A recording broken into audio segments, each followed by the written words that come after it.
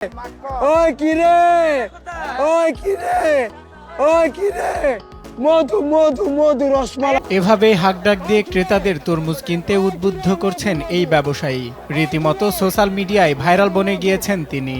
বিভিন্ন রকমের আচরণ ভঙ্গি করে আকৃষ্ট করছেন ক্রেতাদের। তারই ডাকে সাড়া দিয়ে দূর থেকে দেখে ছুটে আসছেন ক্রেতারা।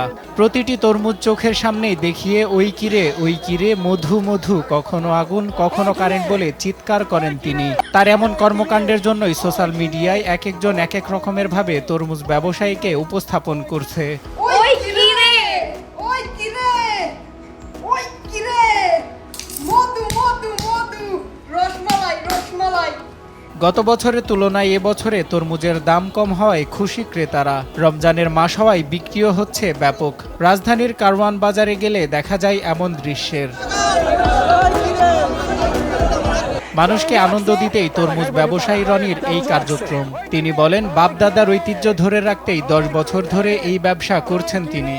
আমার বাপ দাদা তরমুজ ব্যবসা করছে। আমি ছোট থেকে বড় হয়েছি, 10 বছর গোলামি করতে করতে আমি তরমুজ চেনাটা শিখছি। তবে তার এই হাঁক ডাকের কারণে আশপাশের ব্যবসায়ীদের বেচা বিক্রি কমে গেছে বলে জানান অন্যান্য ব্যবসায়ীরা। একদম শান্তিতেই নাই কা, এটা নিয়ে অনেক অবস্থা খুব ভালো না, খুব খারাপ।